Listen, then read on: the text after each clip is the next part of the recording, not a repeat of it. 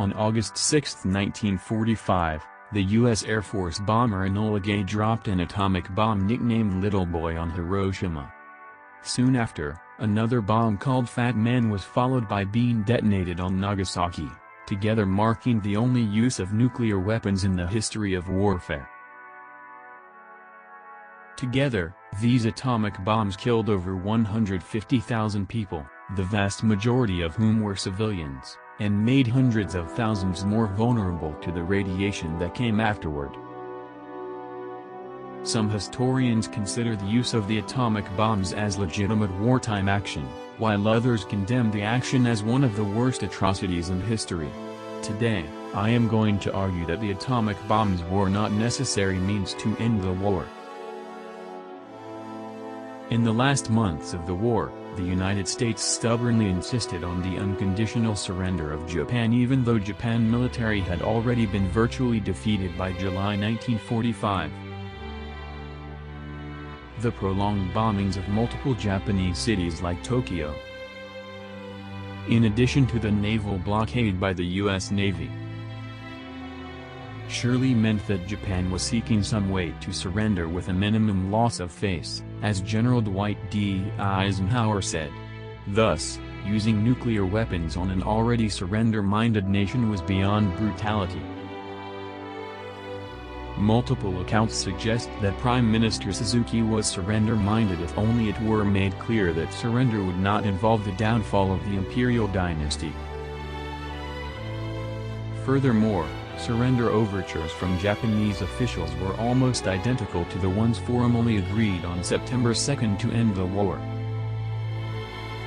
Hence, it was obsolete for the U.S. to force Japan to surrender when it would ultimately allow her to surrender on several different terms, like the maintenance of the imperial family.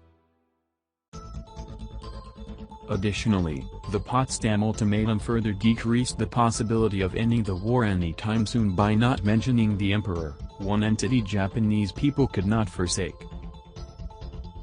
Instead, it only emphasized eliminating Japan's far-right militarists like former Prime Minister Hideki Tojo.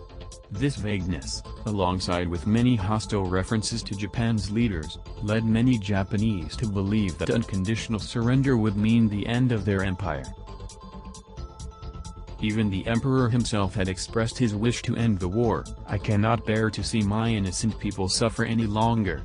Nevertheless, the time has come when we must bear the unbearable." Hence, dropping the atomic bombs cannot be justified due to the United States' aggressive policy toward Japan's endeavor to surrender, which ultimately relinquished other peaceful ways of ending the war and prolonged the conflict. Nevertheless, there were alternatives to the bombs, but the U.S. policymakers hardly pursued any of them. Even before entering the war, the U.S. poured a massive amount of money and effort into developing the first nuclear weapon. If its usefulness were not demonstrated by the use of the bomb after spending roughly $2 billion and bypassing Congress, the Manhattan Project could have seemed like a gigantic waste. Professor Michael Hogan even goes on to say that the very existence of the bomb made U.S. policymakers less inclined to modify their demand for unconditional surrender. In fact, they were not bothered with the profound moral issues the new weapons brought forward.